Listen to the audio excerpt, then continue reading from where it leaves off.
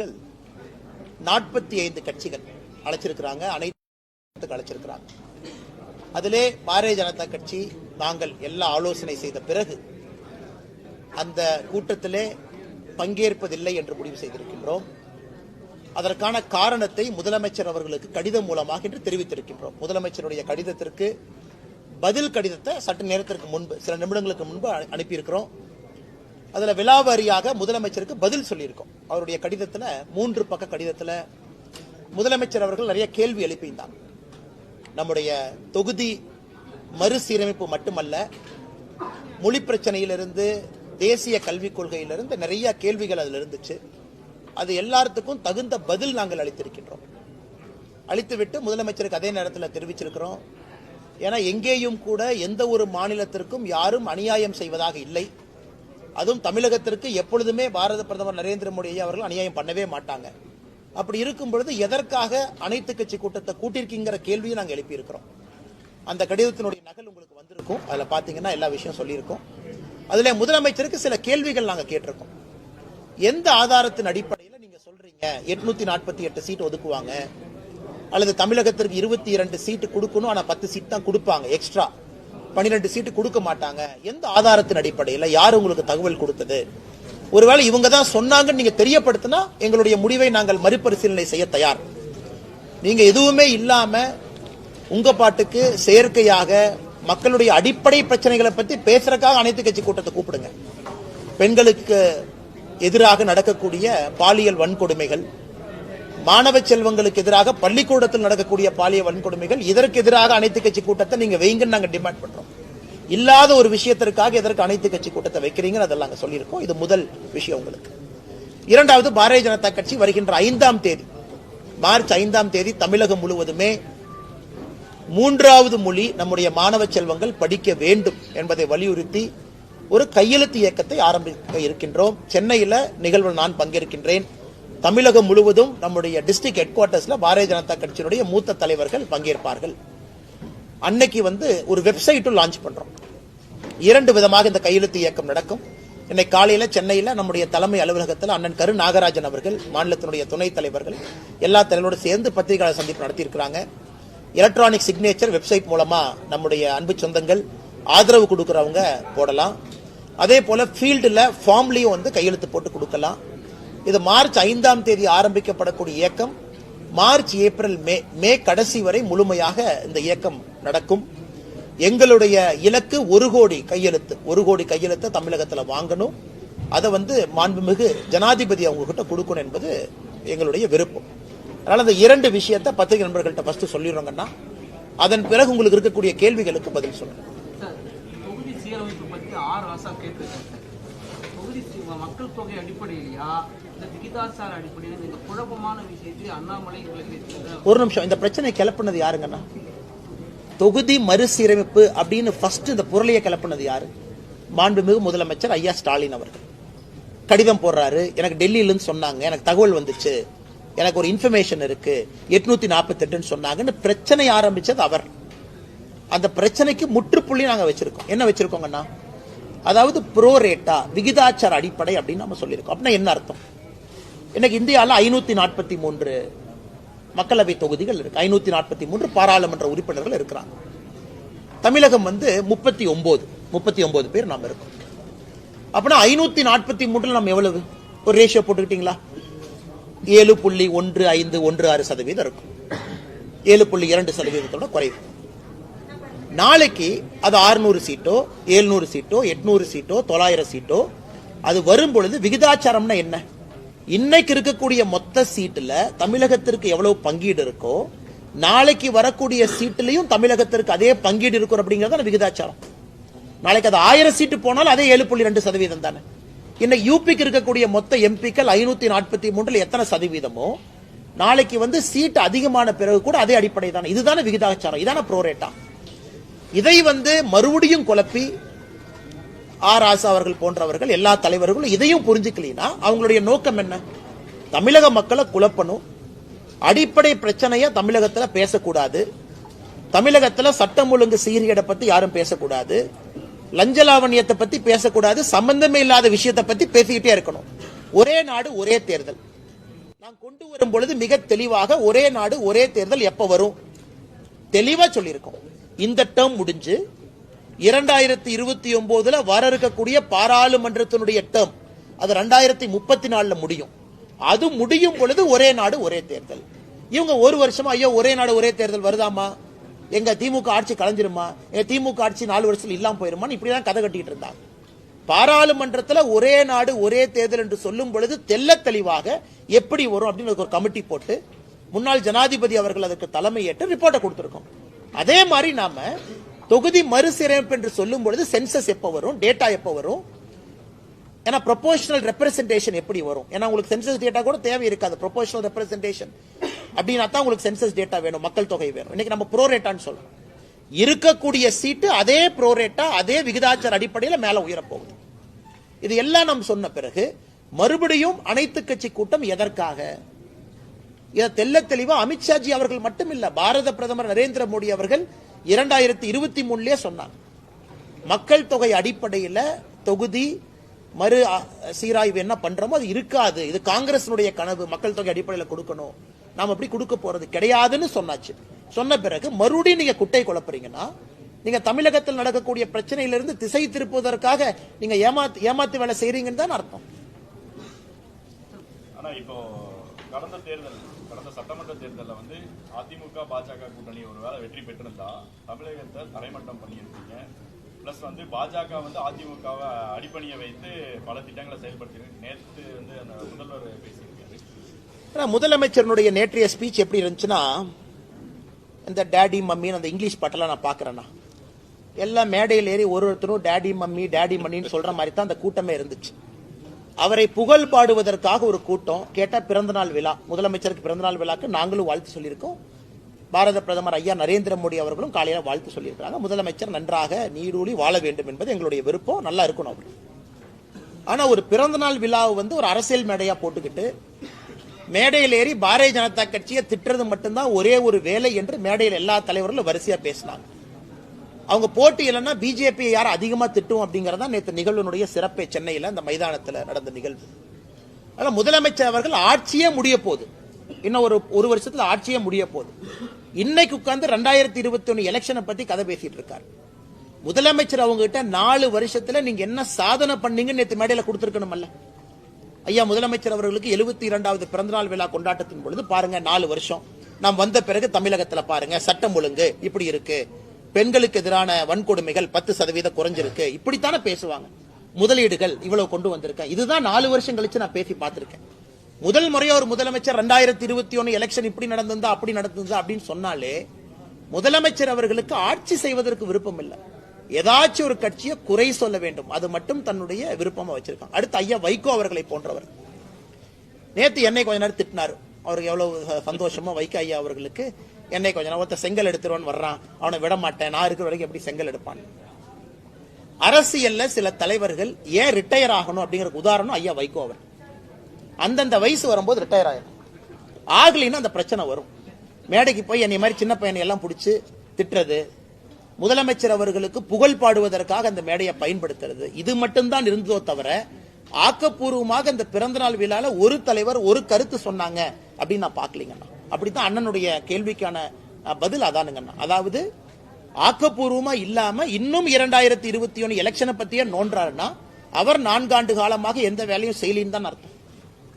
அமைச்சர் கீதா ஜீவன் வந்து தூத்துக்குடியில ஒரு நிகழ்ச்சியில வந்து துணை முதல்வர் தொடர்ந்து அண்ணாமலை அநாகரிகமாக பேசுறாங்க. இந்திய அரசியல் வரலாற்றுல அநாகரிகமாக பேசக்கூடிய ஒருவர் இருக்கிறார் அப்படின்னா நம்முடைய துணை முதலமைச்சர் மதிப்புக்குரிய ஐயா உதயநிதி ஸ்டாலின் அவர்கள்.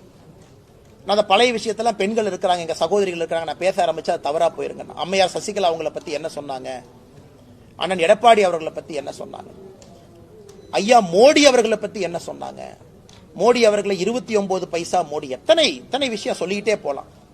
இன்னைக்கு நான் முடிவு செய்து விட்டேன், அவர்களுக்கு அவர்கள் பாஷையில பேசினா தான் புரியுதுங்கண்ணா, இல்லாட்டி புரியறது இல்லை. இந்த காதுல வாங்கி இந்த காதுல விட்டுறாங்க.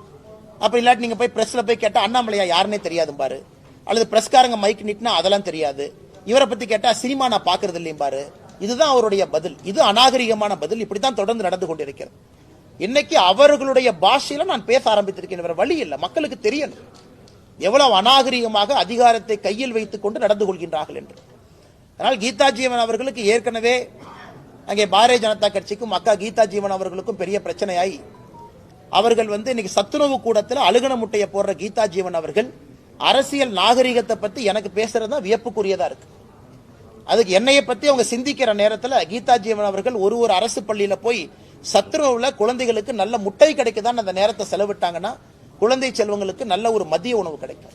மத்திய அரசை கண்டிப்பா இன்னைக்கு நாளைக்கு வைகோ கூட்டம் பெரம்பலூர்ல போராட்டம் நடத்தாங்க. யார் என்ன பண்றாங்க? வைகோ அதிமுக வைகோ அவங்களுடைய திட்டங்களை எதுதான் சொல்றாங்க. நீங்க அண்ணா அவர் பேசுங்கண்ணே, அவர் என்ன வேணாலும் பேசட்டும். அவர் ஒன்றுமே இல்லை. உங்களுக்கு தெரியும் வைகோ ஐயாவுடைய நிலைப்பாடு உங்களுக்கு தெரியும். அதாவது தமிழகத்தினுடைய தீய சக்தி திமுகன்னு சொன்னவர், அவர் உயிரோடு இருக்கும் வரை சாதிக் பாஷா அது இது 2G ஊழல் அவர் பேசினதில் எடுத்து நீங்க ரீல போட்டு பாருங்க.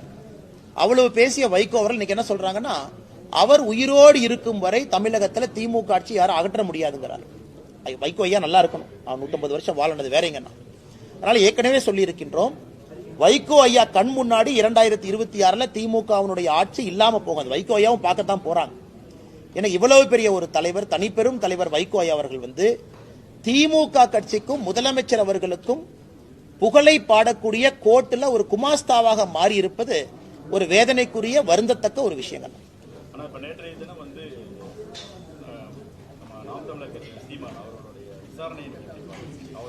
இது இரண்டு விதமாக பிரிச்சுக்கலாங்கன்னா, காவல்துறையினுடைய நடவடிக்கை அண்ணன் சீமான் அவர்களை பொறுத்தவரை அந்த வீட்டுல ஒட்டினது, அந்த அந்த சம்மன்ஸ் ஒட்டினது அதெல்லாம் நடந்து கொண்ட விதம் ஏற்புடையது அல்ல. ஏன்னா ஒரு புகார் வந்திருக்கு, காவல்துறை விசாரிக்கணும். புகார் வந்திருக்கு, சீமான் அவர்கள் ஒத்துழைக்கணும், அது எந்த மாற்று கருத்து இல்லைங்கன்னா. புகார் வந்திருக்கு, விசாரித்த பிறகு சார்ஜ் ஷீட் போடணும். அதெல்லாம் காவல்துறைக்கு முழு அதிகாரம் இருக்கு. ஆனா நான் ஒரு சம்மனை ஒட்டினேன், சம்மனை யாரோ ஒருத்தர் கிழிச்சாங்க, அதனால அவரை நான் தூக்கிட்டு போனேன், அவரை போலீஸ் ஸ்டேஷன்ல போய் அவங்க என்னை அடிச்சாங்கன்னு போலீஸ் நானே கம்ப்ளைண்ட் கொடுத்தேன். எனக்கு அது ஏதோ ஒரு இடத்துல தமிழகத்தினுடைய காவல்துறை தன்னுடைய அதிகாரத்தை தவறாக பயன்படுத்துகின்றார்களோ என்கின்ற ஐயம் எனக்கு ஏற்பட்டுச்சு. ஏன்னா சம்மனை பொறுத்த வரைக்கும் எக்ஸ்பிளைன் பண்றாங்க. ஏன்னா பல பேர் பல கருத்துக்கள் சொல்றாங்க. சம்மன்கிறது என்ன அப்படின்னா, ஒரு காவல்துறை அதிகாரியோ ஒரு கோர்ட்டோ யாராவது நான் விசாரிக்கணும், அவங்கள்ட்ட ஒரு இன்ஃபர்மேஷன் இருக்கு, நான் கேதர் பண்ணணும் அப்படின்னா சம்மன் பண்ணி வர சொல்லுவாங்க. நீங்கள் நானும் தொடர்ச்சியா அந்த சம்மனுக்கு போகல, முதல் சம்மன் கொடுப்பாங்க போகல, இரண்டாவது சம்மன் கொடுப்பாங்க போகலைன்னா அது கோர்ட் மூலமாக வாரண்டா மாறும், அது பிடி வாரண்டாக மாறும். அப்ப கண்டிப்பா போடும். இன்னைக்கு சம்மன்ஸ் எப்படி ஆகி போச்சுனாங்கன்னா, எந்த விதத்திலும் அனுப்பலாம், இமெயில் அனுப்பலாம், வாட்ஸ்அப்ல அனுப்பலாம். சீமான் அவர்களை போன்ற அரசியல் தலைவர்கள் எங்க இருந்தாலும் அந்த லோக்கல் கான்ஸ்டபிள் மூலமா மேடைக்கு சர்வ் பண்ணலாம். அவர் கிருஷ்ணகிரி தருமபுரி பக்கத்துல இருக்காருன்னா அங்க போய் சர்வ் பண்ணலாம். சோ வீட்டு வாசல்ல சர்வ் பண்றது எனக்கு புரியலீங்கன்னா, வீட்டுக்குள்ள போய் சீமான் அவர்கள் மனைவி கையில அந்த சம்மனை கொடுக்கலாம், அதான் முறை. வீட்டுக்குள்ள யார் இருக்காங்க அவங்க கையில சம்மனை கொடுத்து கையெழுத்து வாங்கி போட்டோ எடுத்துட்டு போவாங்க. நான் சம்மன் கொடுத்துட்டேன், நான் சம்மன் கொடுத்த பிறகு தப்பிச்சுட்டு போறாங்க அப்படின்னா அது வாரண்டா மாறும். இதுல எனக்கு ஆச்சரியம் என்னன்னா, கேட்ல ஒட்டுறது. கேட்ல யார்ட்ட ஒட்டுவாங்க, ப்ரொக்ளைம்டு அஃபெண்டர் மேலதான் கேட்ல ஒட்டுவாங்க. அதாவது தேடப்படக்கூடிய குற்றவாளி கேட்ல ஒட்டுவாங்க, நான் பார்த்திருக்கேன். கோர்ட்டு ஒருத்தர் குற்றவாளின்னு சொல்லி எஸ்கேப் ஆயிட்டாங்க, அவங்கள வீட்டு வாசல்ல ஒட்டுவாங்க, P1 சொல்லுவாங்க, ப்ரொக்ளைம்டு அஃபெண்டர். ஒரு சீமான் அவர்களுக்கு வீட்டு வாசல்ல ஒட்ட வேண்டிய அவசியம் இல்லை என்பது என்னுடைய கருத்து. சரி, ஒட்டியாச்சு, அதை கிழிச்சிட்டாங்க. எப்ப ஆக்ட் பண்ணணும்னா, அடுத்த நாள் சீமான் அவர்கள் 11 மணிக்கு வரல அப்படின்னா தான் காவல்துறை நடவடிக்கை எடுக்கணும். ஏன்னா நான் வீட்டுக்கு வந்தேன், நான் சம்மன் ஒட்டிட்டேன், காலைல 11 மணிக்கு வரணும்னு நான் சொல்லியிருக்கேன், நீ சம்மனை கிழிச்ச என்னமோ பண்ணிட்ட, அப்ப கிழிச்சாளுக்கு தெரியும் 11 மணின்னு. அப்ப நீ சீமான் அவர்கள்ட்டயோ அவங்க துணைவியாருக்கோ அவங்க நண்பர்களுக்கோ சொல்லியிருக்கணும். அடுத்த நாள் 11 மணிக்கு வரல அப்படின்னா நடவடிக்கை. அப்புறம் அவங்க இன்ஃபர்மேஷனை பார்த்து தானே கிழிச்சிருப்பாங்க. அதனால எனக்கு காவல்துறை நடந்து கொண்ட விதம், பத்திரிகையாளர்கள்ட்ட காவல்துறை நடந்து கொண்ட விதம், ஏன்னா யாரோ ஒருத்தர் அந்த பாதுகாவலர் ஒரு கன் எடுக்கிறார், நானும் பார்த்தேன், எக்ஸ் சர்வீஸ்மேன் கன் எடுக்கிறாங்க, அதை பத்திரிகை நண்பர்கள் நீங்களும் படம் பிடிக்க போறீங்க, அங்கெல்லாம் தேவையில்லாத பல விஷயங்கள். அதனால் தமிழகத்தினுடைய டிஜிபி முதலமைச்சர் அவர்கள் சீமான் அவர்கள் மீது நடவடிக்கை எடுக்கணுமா, ஆதாரப்பூர்வமா அதை எடுத்துக்கங்க. ஏன்னா அவரும் தனி மனிதன் தான், விசாரணை பண்ணணுமா, அவருக்கு எந்த எக்ஸம்ஷன் கிடையாது, அவரு விசாரணைக்கு போகணும், எல்லாம் ஓகே. நடந்து கொண்ட விதம் எனக்கு ஏற்புடையதா இல்லைங்கன்னா, சாமானிய மனிதனுக்கும் இது நடந்தால் என்ன ஆகுங்கிறத நான் பார்த்தேன். இத்தனை நாளா சீமான் அந்த பாலியல் இது நடக்கலன்னு சொல்லி இருந்தாரு. நேற்றைய தினம் வந்து விருப்பப்பட்டு வந்தான்னு சொல்லி ஆனா அதுக்குள்ள நான் போலி விரும்பலிங்கண்ணா. அது எனக்கும் அதுக்கும் சம்பந்தம் இல்லாத ஒரு விஷயங்கண்ணா. இன்சிடென்ட்லனா வீரப்பனுடைய மகள் இருக்காங்க. ஆமாங்கண்ணா. அவங்கள வந்து காவல்துறை அவங்கள தனிமையில அதை தடுத்திருக்காங்க. அதுக்கு ஒரு சின்ன கைகலப்பு நடந்திருக்கு. அதை எப்படி பாக்குறீங்க? அவங்க என்ன சொல்லியிருக்காங்க பேட்டியில, இந்த மாதிரி என்னை ஆரம்பத்துல இருந்தே தடுத்துட்டு வர்றாங்க, பள்ளியில் ஆகட்டும், கல்லூரியில் ஆகட்டும், அரசியல் ஆகட்டும், இன்னைக்கு இங்கேயும் தடுக்கிறாங்க அப்படின்னு சொல்லி ஒரு பதிவு வச்சிருக்காங்க. இதை எப்படி பாக்குறீங்க? நான் இந்த பதிவு எப்படி பாக்குறேன்னா, சீமான் அவர்கள் இந்த விஷயத்தை பத்தி என்ன பேசுறாங்க அதை பத்தி நான் கருத்து சொல்ல விரும்பல. அது காவல்துறை அவர்கள் விசாரணை எடுக்கணும், நடவடிக்கை பண்ணணும், தப்பு நடந்திருந்தா நியாயம் கொடுக்கணும். அது வேறங்கண்ணா. நான் முதல்ல இருந்து அந்த பாயிண்ட்டுக்குள்ளேயே போலீங்கண்ணா. நான் காவல்துறை இந்த சம்மன் விஷயத்துல நடந்து கொண்ட விதத்தை மட்டும்தான் நான் பேசுறேன். இரண்டாவது, ஒரு காவல்துறையை பொறுத்தவரை என்னை தடுக்கிறாங்க, வர்றாங்க. நாம புரிஞ்சுக்கணும்னா, ஒரு போலீஸ் ஸ்டேஷன் வந்து ஒரு 500, 1000, 2000 கணக்கான தொண்டர்கள் வர்றாங்கன்னா அவங்களையெல்லாம் வச்சு ஒரு போலீஸ் ஸ்டேஷன்ல வேலை பார்க்க முடியாதுங்கண்ணா. ஒரு காவல்துறைக்கு எல்லோரையும் தடுப்பதற்கான உரிமை இருக்கு. காரணம், லா அண்ட் ஆர்டர் அவங்க மெயின்டைன் பண்ணும். ரோட்டை மறிச்சு உட்காரலாம், லா அண்ட் ஆர்டர் கைவிட்டு போகலாம், எமோஷனல் கேடர்ஸ் இருப்பாங்க, பேரிகேட்ஸ் போடுவாங்க. அதை பத்தி எனக்கு கருத்து இல்லைங்கண்ணா. என்ன நடந்துச்சு, எவ்வளவு போலீஸ் டிப்ளாய் பண்ணியிருந்தாங்க, அதை பத்தி நான் சொன்னா தவறா போயிடும். அதே மாதிரி போலீஸ் ஸ்டேஷனுக்குள்ள ஒரு என்கொயரி பண்ணும்போது ஒரு என்கொயரி பிளேஸ் அது. கூட லாயர்ஸ் இருக்கலாம், சம்பந்தப்பட்ட நபர்கள் இருக்கலாம், கேஸுக்கு சம்பந்தப்பட்டவங்க இருக்கலாம். இல்ல நான் கூட ஒரு 10 பேர் போவேன், 20 பேர் போவேன், 30 பேர் போவேன், அது போலீஸ் ஸ்டேஷனா இருக்காது, வேற மாதிரி மாறிடுங்கண்ணா. அதை தடுப்பதற்கும் காவல்துறைக்கு உரிமை இருக்கு. ஆனா இந்த கேஸை பொறுத்த வரைக்கும் காவல்துறை ஆரம்பத்திலிருந்து கடைசி வரை நேர்மையாக நடந்துக்கிறாங்க அப்படிங்கறத நம்ம பார்க்க முடியும். அதை பொறுத்து அந்த கேஸே நேர்மையா நடக்குதான்னு சொல்ல முடியும். அதனால் காவல்துறை நேர்மையாக, ஒளிவு மறைவு இல்லாம டிரான்ஸ்பரண்டா நடந்தாங்கன்னா நாளைக்கு எல்லோருக்கும் காவல்துறையின் மீது நம்பிக்கை வரும். ஆனா இப்ப வந்து நிதியமைச்சர் தங்கம் தென்னரசு நேற்று பேட்டியில சொல்லியிருக்காரு, மத்திய அரசு வந்து மாநிலங்களுக்கான நிதி ஒதுக்கீடை மேலும் குறைக்கிறதுக்கு நீங்க பிளான் பண்றாங்க அப்படிங்கிற மாதிரி சொல்லியிருக்காரு. தங்கம் தென்னரசு ஐயா டெல்லி போகும்போது அதை பத்தி எதுவுமே பேச மாட்டாருங்கண்ணா. ஜிஎஸ்டி கவுன்சில் அதை பத்தி எதுவுமே பேச மாட்டாரு. நம்முடைய நிதியமைச்சர் அம்மா நிர்மலா சீதாராமன் அவங்களை சந்திக்கும் போது எதுவுமே பேச மாட்டாரு. ஆனா சென்னைக்குள்ள வந்து பத்திரிகையாளரை சந்திச்சு அதை பேசுவார். அப்படி குறைக்கிறதுக்கு முயற்சி எடுக்கிறோம்னா எதுல குறைக்கிறதுக்கு முயற்சி எடுக்கிறோங்கன்னா, இன்று நம்முடைய கடிதம் முதலமைச்சருக்கு எழுதிய கடிதத்தில் குறிப்பிட்டிருக்கோம். ஐயா 10 ஆண்டு காலம் யூபிஏ காலகட்டத்தில், 10 ஆண்டு காலம் என்டிஏ காலகட்டத்தில் தமிழகத்திற்கு கொடுக்க வேண்டிய நிதி 5 மடங்கு அதிகமா வந்திருக்கு. டெவல்யூஷன் கிராண்ட் ஹெட்ல மட்டும் 5 times மோர் கொடுத்திருக்கோம். அப்படி இருக்கும் பொழுது எந்த ஆதாரத்தின் அடிப்படையில் தமிழகத்திற்கு நிதி கம்மியா வருதுன்னு சொல்றீங்கிற நம்ம கோடிட்டு காட்டியிருக்கோம் எல்லாமே. தங்கம் தென்னரசு ஐயா அவர்கள் இல்ல குறைச்சிருக்காங்கன்னா எந்த ஹெட்ல குறைக்கிறோம், ஏன் குறைக்கிறோம் அப்படிங்கிற விவரத்தை சொல்லட்டும், நாங்க பதில் சொல்றோம். மக்காச்சோளத்துக்கு 1% செஸ் வரி அதிகப்படுத்திருக்காங்க சார். அதுமாதிரி வியாபாரிகள் வந்து மக்காச்சோளத்தை கொள்முதல் பண்ற விவசாயிகள்கிட்ட அந்த வரியை சேர்த்து வாங்குறாங்க சார். அது சம்பந்தமாகவும் அந்த மக்காச்சோளத்தை பொறுத்த வரைக்கும் ஒரு அடிப்படை பிரச்சனை என்ன அப்படின்னாங்கன்னா, இன்னைக்கு இந்தியாவில வந்து ஒரு பகுதியில மக்காச்சோளம் நிறைய விளையுது, மத்திய பிரதேஷ். ஒரு பகுதியில மக்காச்சோளம் நமக்கு வேணும், நம்ம பகுதியில விளையுது, மத்திய பிரதேஷ் கொஞ்சம் அதிகமா விளையுது. மக்காச்சோளம்ங்கிறது நம்ம குறிப்பா நம்முடைய கால்நடைகளுக்கு அதிகமா நம்ம பயன்படுத்துறோம். ஆடு, கோழி, தீவனங்கள் எல்லாமே மக்காச்சோளம் பேஸா வச்சு. இன்னைக்கு பிரச்சனை என்னன்னாங்கன்னா, சவுத் அமெரிக்கால இருந்து வரக்கூடிய மக்காச்சோளத்தினுடைய விலை இந்தியாவிலிருந்து வரக்கூடிய மக்காச்சோளத்தினுடைய விலையை விட குறைவா இருக்கு. சவுத் அமெரிக்கால இருந்து நீங்க மக்காச்சோளத்தை வாங்குறீங்கன்னா கப்பல் மூலமா, அது போர்ட்டுக்கு வரும்போது அதே மக்காச்சோளத்தை நீங்க எம்பியில இருந்து தமிழ்நாட்டுக்கு கொண்டு வந்தீங்கன்னா சவுத் அமெரிக்கால இருந்து வர மக்காச்சோளம் இதை விட குறைவா இருக்கு. நிறைய நம்முடைய நண்பர்கள் நாமக்கல்ல சார்ந்தவங்க, கோழி பண்ணை வச்சிருக்கிறவங்க, தீவனம் வச்சிருக்கிறவங்க எல்லாம் என்ன சொல்றாங்கன்னா, எங்களுக்கு வட அமெரிக்காவிலிருந்து வரக்கூடிய மக்காச்சோளத்தை அனுமதி கொடுங்க அப்படின்னு. நாம ஒரு வரி போட்டிருக்கோம். ஏன்னா வந்து ஒரு மற்ற நாட்டினுடைய மக்காச்சோளம் மொத்தமா நம்ம நாட்டை வந்து ஃபிளட் பண்ணும் பொழுது நம்ம விவசாயிகளுக்கு பிரச்சனை வரும். ஏன்னா அவங்க டம்ப் பண்றாங்க. ஒரு வட அமெரிக்காவுடைய மக்காச்சோளம் பாத்தீங்கன்னா நாட்டுக்குள்ள டம்ப் பண்றாங்க. அதனால இந்த மார்க்கெட் மெக்கானிக்ஸ்ல தொடர்ந்து நாம அந்த வரி வச்சுதான் பேலன்ஸ் பண்றோம். அதே நேரத்தில் இவர்களுக்கான முட்டுவலியும் அதிகமாக கூடாது, குறிப்பா வந்து தீவனங்களுக்கான முட்டுவலியும். நம்மை பொறுத்தவரை யாருக்கும் பாதிப்பு ஏற்படக்கூடாது. அதே நேரத்தில் உள் ஊர்ல இருக்கக்கூடிய மக்காச்சோள விளைவிக்கிறவங்களுக்கு, ஏன்னா பிரச்சனை என்னங்கன்னா, அவ்வளவு கோழிகள், முட்டைகள், கறிக்கோழிகள் பண்ணைகள் வந்து தமிழகத்தில் அதிகமா இருக்கு. நாமக்கல்ல இருந்து நீங்க பாத்தீங்கன்னா சங்ககிரி இந்த பகுதி எல்லாமே நிறைய இருக்கு. அதனால தொடர்ந்து வரக்கூடிய பிரச்சனைங்கன்னா அவங்க சொல்லும் போதெல்லாம் அப்பப்ப நாங்க பேலன்ஸ் பண்ணி கொடுப்போம். இன்னைக்கு அது மறுபடியும் அவர்களுக்கு பிரச்சனையா இருக்கு அப்படின்னா அதற்கு என்ன உதவி தேவையோ நாங்க செஞ்சு கொடுக்கணும். கரெக்டுங்கண்ணா. ஏன்னா மாநில அரசுக்கும் இதே பிரச்சனை இருக்குங்கண்ணா. நான் எனக்கு 2 பேர்த்தையும் நான் நேரடியாக குறை சொல்ல விரும்பல. அதனால ஏன்னா நம்ம மத்திய அரசு சார்பா நாமளும் உள்ள டியூட்டி போட்டிருக்கோம் உள்ள வரும் பொழுது. அதனால நான் நேரடியாக குறை சொல்ல விரும்பலைங்கன்னா, எங்க இதனால முயற்சி எடுத்து மாநில அரசு குறைக்க முடியும் என்று இருந்தால் கண்டிப்பா நாங்க ரெக்வெஸ்ட் பண்றோம். மத்திய அரசினுடைய நோக்கம் வட அமெரிக்காவுடைய மக்காச்சோளம் மார்க்கெட்டை ஃபிளட் பண்ணக்கூடாதுங்கிறது நம்முடைய நோக்கம். அதுல ஏற்கனவே போன ஆண்டு ஹெல்ப் பண்ணோம். இந்த ஆண்டும் தேவைன்னா மத்திய அரசு கவனத்துக்கு எடுத்துட்டு போய் உதவி பண்றோம். ஆனா திருமாவளவன் அதே மீட்டிங்ல என்ன சொல்லியிருக்காருன்னா, மாநில சுயாட்சிக்கு, மொழிக்கு, அரசியலமைப்புக்கு எதுக்குமே பாதுகாப்பு இல்லைன்னு சொல்லி பதிவு பண்ணிருக்காரு. திருமாவளவன் ஸ்கூலுக்கு மட்டும் பாதுகாப்பு இருக்கு. நாங்க வந்து திருமாவளவன் ஸ்கூல் நடத்துறாரு, சிபிஎஸ்சி நடத்துறாருன்னு நைட்டோட நைட்டாங்கன்னா ஆளை மாத்துறாரு. இந்த ஸ்டேஷன்ல ரவுடிகள்லாம் ஆளை மாத்துற மாதிரி நைட்டோட நைட்டா கரஸ்பாண்டா இருந்தவரை ட்ரஸ்ட்ல ஒருத்தரை போட்டு அவங்ககிட்ட கரஸ்பாண்டன்ட் கொடுத்துட்டு, நான் அப்படியே ரோட்ல நடந்து போயிட்டு இருந்தேன், என் கையை பிடிச்சி அவங்களே இழுத்துட்டு போய் இந்த ஸ்கூல்ல கரஸ்பாண்டன்டாருன்னு சொன்னாங்க, அதனால நான் கரஸ்பாண்டன்டா இருக்கேன். எத்தனை நாளைக்கு இந்த கம்பி கட்டுற கதையை, திருமாவளவன் சொல்லக்கூடிய கம்பி கட்டுற கதையை எத்தனை நாளைக்கு தமிழக மக்கள் கேட்டுக்கிட்டே இருப்பாங்கன்னா? இவர் வந்து மொழிக் கொள்கைக்கு ஆதரவு அப்படின்னு சொன்னாங்கன்னா எதுக்கு இவர் சிபிஎஸ்இ ஸ்கூல் நடத்துறாரு? அப்புறம் அடுத்தது சொல்றாரு சிபிஎஸ்இ ஸ்கூலே ஆரம்பிக்கல, சும்மா தான் என் பேரை போட்டாங்க. பத்திரிகை நண்பர்கள் காட்டுறீங்கன்னு போட்டோ பாருங்க, நீங்களே போய் ரிப்பன்லாம் கட் பண்ணி குழந்தைங்களா இருக்காங்க. இல்லப்பா அது 10 குழந்தைங்க தான் இருந்தாங்க, ஃபுல்லா ஸ்கூல் ஆரம்பிக்கல. இந்த மாதிரி தொடர்ந்து பொய்யை மட்டும் பேசக்கூடிய திருமாவளவன் அண்ணனுக்கு என்ன பதில் நான் சொல்றதுங்கண்ணா? எனக்கு திருமாவளவன் அண்ணன் அவர்கள் நன்றாக புரிந்து கொள்ள வேண்டும். இன்னைக்கு அவர் ஒரே ஒரு மனசாட்சிப்படி ஒரு பதில் சொல்லட்டுங்கண்ணா. தமிழகத்துல கடந்த 10 ஆண்டு காலமாக தாய்மொழி தமிழ் மொழிக்கு உலக அளவுல மோடி அவர்கள் அங்கீகாரம் தேடி கொடுக்கலையா அப்படிங்கிற பதில் அவர் சொல்லட்டும். அவர் சொல்லட்டும். பாராளுமன்றத்தில் எங்கேயாச்சும் நாம தமிழ் மொழிக்கு அவமரியாதை செய்திருக்கின்றோமா சொல்லட்டும். கலாச்சாரத்துக்கு அவமரியாதை செய்திருக்கின்றோமா சொல்லட்டும். எதுவுமே இல்லாம அரசியல் காரணத்திற்காக அண்ணன் பேசுறாருன்னா எப்படி பதில் சொல்றதுங்க?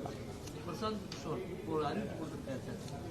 2026 தேர்தலில் விஜயோட கட்சி தனித்து தான் போட்டியிடும் சொல்லி அறிவிப்பு கொடுக்கல. ஒரு தனியார் தொலைக்காட்சி இன்டர்வியூ எடுக்கும்போது சொல்லியிருக்கின்றார்.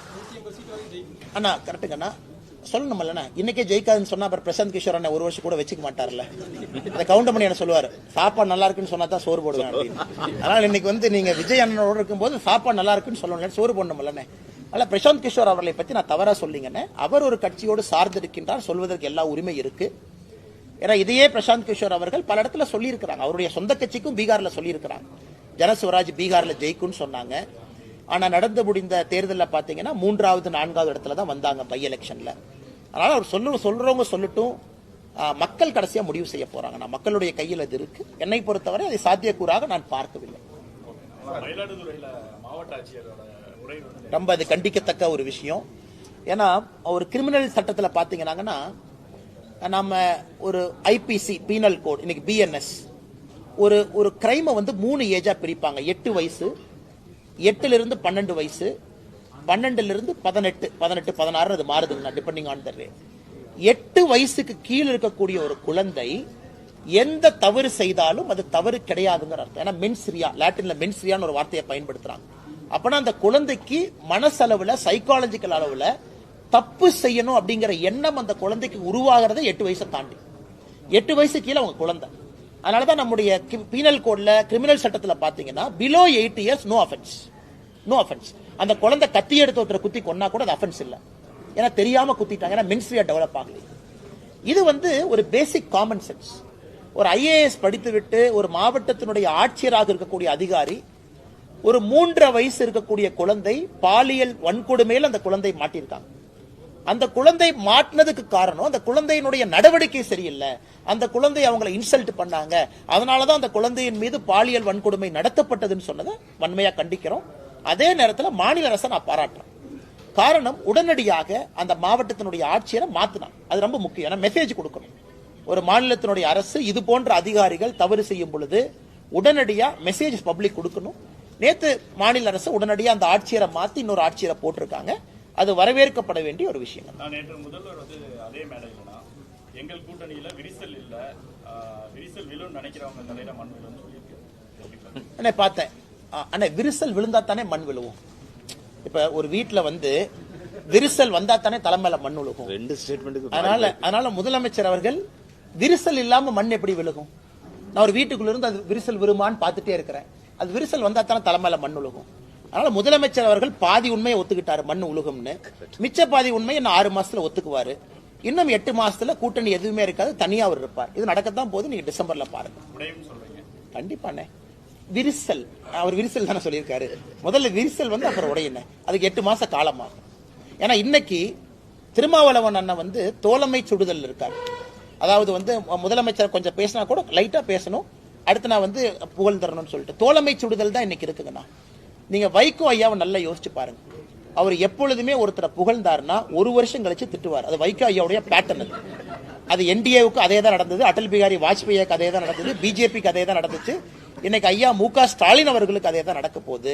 அதனால வைகோ ஐயா அவர்கள் 2025-26 ஜனவரியில ஃபார்முக்கு வருவார். அதுக்கு நான் காத்துக்கிட்டு இருக்கேன். ஆனா இப்ப தர்மபுரி மாவட்ட பொறுப்பாளர் திமுக IAS IPS அதிகாரிகள் வந்து பேச்சுக்கு ஆனா இந்த திமுகவை பொறுத்த வரைக்குங்கன்னா இந்த மாவட்ட செயலாளர் பதவி வந்தோன்னா உங்களுக்கு என்ன ஆகி போயிருதுன்னா அந்த மாவட்டத்தினுடைய குறுநில மன்னன் அவங்களே பட்டம் சூட்டிக்கிறாங்க. திமுக மாவட்ட செயலாளர் நான் தான் குறுநில மன்னன். இந்த மாதிரி மாவட்டத்தினுடைய ஆட்சியர் எஸ்பி எவனா இருந்தா எனக்கு என்ன எங்கிட்ட வந்து பேசிட்டு போங்க யான். இதெல்லாம் ஆணவத்தினுடைய ஒரு அதிகாரத்தினுடைய ஒரு வெளிப்பாடுங்கண்ணா. அந்த ஆணவத்தினுடைய வெளிப்பாடு தான் அந்த தர்மபுரியில திமுகவுடைய மாவட்ட செயலாளர் பேசிய பேச்சு கட்சி மீட்டிங்ல திமுக அழிய ஆரம்பித்து விட்டது, மக்களே அவங்களை வெளியே அனுப்பிடுவாங்க அப்படிங்கறதுக்கு சான்று தான் இது. வருகின்ற காலத்துல அவங்களுக்கு தெரியும் ஆணவத்தை எப்பொழுதும் ஜனநாயகத்துல மக்கள் ஏற்றுக்கொள்ள மாட்டார்கள். திருப்பூர் இண்டஸ்ட்ரீஸ்காரங்க உங்களை சந்திச்சிருக்காங்க சார். அவங்களுடைய கோரிக்கைகளை முக்கியமான பரிந்துரை பண்ணி ரெகுலர் மீட்டிங்ஸ்ங்கன்னா சால்வ் பண்ணி கொடுப்போம். அப்பப்ப ஃபீட்பேக் எடுப்போம். நிறைய இஷ்யூஸ் இருக்குங்கன்னா மைக்ரண்ட் லேபரர்ஸ் ப்ராப்ளம் இருக்கு, அவர்களுக்கு தேவையான ஹவுசிங் ஃபெசிலிட்டி பிரச்சனை, இம்போர்ட் டியூட்டி காட்டன் 11% இருக்கு, LDC கண்ட்ரி 5%, நிறைய இஷ்யூஸ் இருக்குங்கன்னா தொடர்ந்து செஞ்சுக்கிட்டு இருக்கோம். ஏன்னா டெக்ஸ்டைல் வந்து டைனமிக் செக்டருங்கண்ணா. 3 மாதத்துக்கு முன்பு இருந்த பிரச்சனை இன்னைக்கு வேற பிரச்சனையா இருக்கும், இன்னும் 6 மாசம் கழிச்சு பேசினா புது பிரச்சனையா இருக்கும். அதனால அடிக்கடி நம்முடைய மாவட்டத்தினுடைய ஆற்றல் மிகுந்த தலைவர்கள், இதற்கு முன்பு அண்ணன் செந்தில்நாதன் அவங்க இருந்தாங்க, இப்ப அண்ணன் ஸ்ரீனிவாசன் அவங்க இருக்கிறாங்க, கூட எல்லாம் எங்களுடைய மாநிலத்தினுடைய நிர்வாகிகள் எல்லாம் இருக்கிறாங்க, தொடர்ந்து அவங்க பேசிட்டே இருக்காங்க. திருப்பூரை பொறுத்த வரைக்கும் it's a very dynamic place. அதனால நீங்க பேசிக்கிட்டே இருக்கணும், அந்த பிரச்சனை எடுத்துட்டு போகணும், சால்வ் பண்ணிட்டே இருக்கணும்னா காரணம் டெக்ஸ்டைல் மாதிரி ஒரு டைனமிக் செக்டர் இல்லைங்கண்ணா. ஒரு சின்ன காட்டன் வழியில பிரச்சனை வந்தா இங்க பிரச்சனை வரும். அதனால ரொட்டீன் ஃபீட்பேக் நிறைய விஷயங்கள் எங்களால் செய்து கொடுக்க முடியும், செய்து கொடுக்கும்.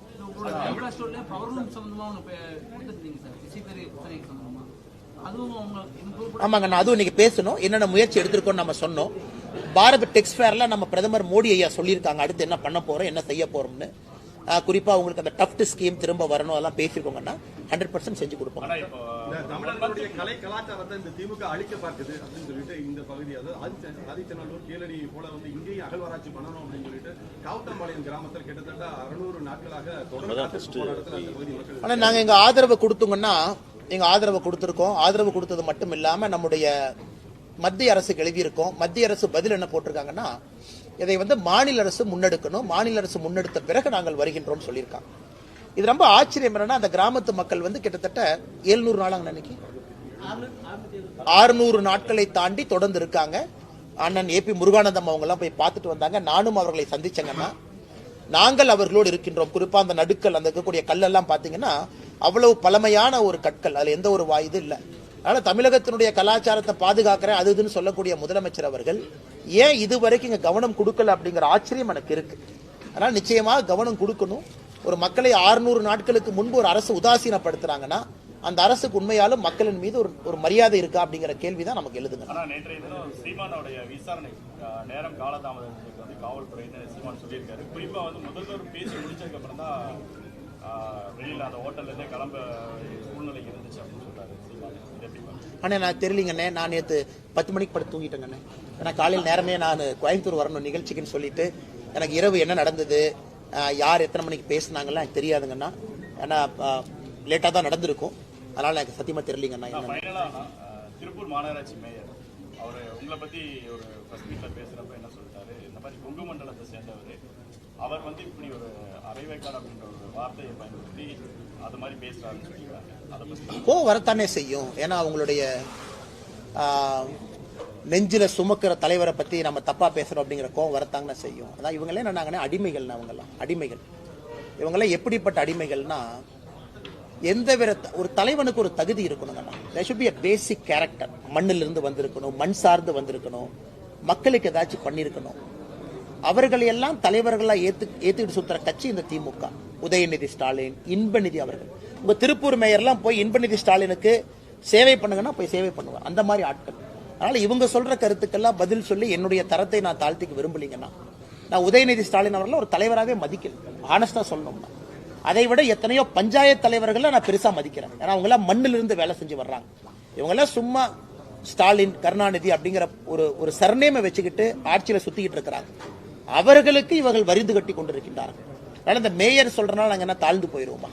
அதனால திமுகவை பொறுத்தவரை எங்க தூத்துக்குடியில் யாரோ சொன்னாங்களாமா, அங்கிருந்து ஆள் விட்டு என்னை அடிப்பாராமா, அனுப்புன்னு. இதுதான் ஒரு வராஜக வன்முறை, ஒரு ரவுடி கட்சிக்கு திமுக உதாரணம்னா பேச்சுல செயல்ல தொடர்ந்து நடந்துகிட்டு இருக்கிறாங்க. நானும் பார்த்துக்கிட்டு தான் இருக்கிறேன். அது அப்பா இல்லைங்களா, அப்பத்தா. ஏன்னா அது கரெக்டா பாருங்கன்னா அது அப்பான்னு வராது, நீங்க கரெக்டா அது போட்டீங்கன்னா அது அப்பத்தான் வரும். அப்பத்தானா என்னன்னு தமிழ்நாடு தெரியும். ஏன்னா நம்ம ஊர்ல தான் அப்பத்தாங்க. அந்த அது வரக்கூடாதுங்கிறதுக்காக பாதி தமிழ் பாதி ஆங்கிலத்துல போட்டு அது அப்பா ஆப்னு மாத்திருக்காங்க. அதுலயே எவ்வளவு பெரிய ஃப்ராடு பண்றாங்கன்னு பாருங்க. அது ஆக்சுவலா அது அப்பத்தான் ஆப். அதை வச்சு இவங்க பண்றதே வந்து பண வசூல். எனக்கு எல்லா இடத்துலயும் நம்முடைய ஸ்கூல் நடத்துறவங்க என்ன சொல்றாங்கன்னா, ஐயா அந்த வேட்டை பண வசூல் பண்றதுக்கு இந்த மாதிரி ஆரம்பிச்சிருக்கிறாங்க. முதல்ல வந்து 2021க்கு முன்பு சிபிஎஸ்இ பள்ளிகளுக்கு 3 ஆண்டுகளுக்கு ஒரு முறை தான் ரெனியூவல் இருந்துச்சு. இவங்க வந்த பிறகு வருஷத்துக்கு ஒருக்கா. அதனாலதான் மத்திய அரசு இன்னைக்கு பர்மிஷனே தூக்கிட்டோம். நாங்க ஏன் தூக்கணுங்கன்னா போன வாரம் பர்மிஷனே தூக்கியாச்சு. இனி மாநில அரசு சிபிஎஸ்இக்கு நீ அங்கீகாரமே கொடுக்க வேண்டாம், நீ கொடுக்கறதுக்கான அறிவிப்பை தூக்கிய நீ 5 லட்சம் 10 லட்சம் 15 லட்சம் வசூல் பண்ற, எதுக்கு உனக்கு பணம் கொடுக்கணும்? அது ஒன்றுங்கண்ணா. இரண்டாவது, இன்னைக்கு அங்கீகாரத்தை தூக்குனதுக்கு அப்புறம் இந்த கூட்டத்தை போடுறாங்க. அப்பான்னு போட்டு ஸ்கூல்ல பேரண்ட் டீச்சர் எல்லாம் கொண்டு வந்து அவங்கள வச்சு ஒரு பண வசூல் பண்றாங்க. இவங்க வேலையை வந்து ஏதாவது பண்ணி கல்லூரியில பள்ளிக்கூடத்துல பண வசூல் பண்ணலாங்கிறத அவங்க நோக்கம்.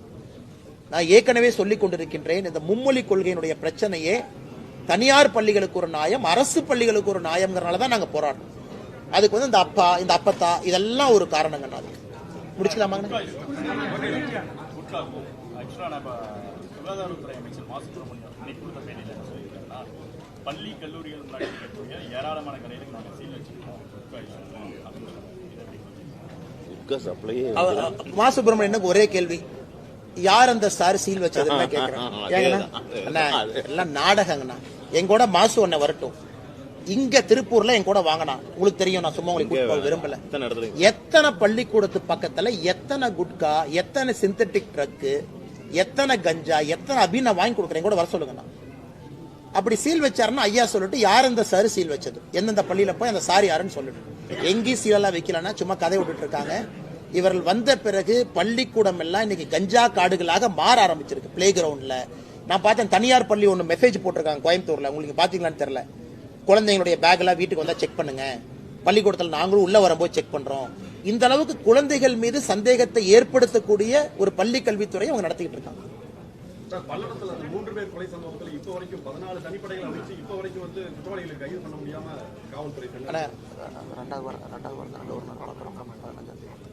அண்ணா, நம்முடைய திருப்பூர் மாவட்டத்தினுடைய தலைவர் உட்பட அந்த கையெழுத்து இயக்கம் போயிட்டு இருக்குங்கன்னா, 15ஆம் தேதிக்கு மேல ஆளுநரை அவங்க சந்திக்க இருக்கிறாங்க. சப்மிட் பண்ண கையெழுத்தெல்லாம் கொடுத்து சிபிஐ என்கொயரி கேட்க போறோம். சமீபத்தில் பார்த்த நம்முடைய இன்னொரு சமுதாயத்தை சார்ந்த ஒருத்தரை கொண்டு வந்து ஸ்டேஷன்ல வச்சு டார்ச்சர் பண்ணி அவங்கள வெளியே வந்து ஒரு பெரிய போராட்டம் பண்ணிட்டு இருந்தாங்க. இது வேங்கை வயல் மாதிரி இந்த பிரச்சனையில யாரோ ஒருத்தரை கூப்பிட்டு மிரட்டி அவங்ககிட்ட கன்ஃபெஷன் வாங்கி இதை முடிக்க பாக்குறாங்க. அதனால் எங்களை பொறுத்தவரை சிபிஐ விசாரணை மட்டும்தான் தீர்வுன்னு நினைக்கிறோங்கன்னா. முதலமைச்சருக்கு நாங்கள் எழுதின கடிதம் அங்கே இருக்குங்கன்னா அது உங்களுக்கு கொடுத்துட்றோம். ஏன் நாங்கள் அனைத்து கட்சி கூட்டத்துக்கு வரமாட்டோம் அப்படின்னு சொல்லி ஒரு 6-7 பக்கத்துக்கு கடிதம் எழுதியிருக்கோம். அதில் எல்லாம் நாங்கள் குறிப்பிட்டிருக்கோம். முதலமைச்சர் சொன்ன விஷயத்துக்கு எல்லா பாயிண்ட்டுக்கும் பதில் சொல்லியிருக்கோம். அதையும் பத்திரிகை நண்பர்களோட ஒரு காப்பி கொடுத்துட்றாங்கன்னா உங்களுக்கு சாஃப்ட் காப்பி இருக்கும், நீங்க பயன்படுத்திக்கலாம். நன்றிங்க.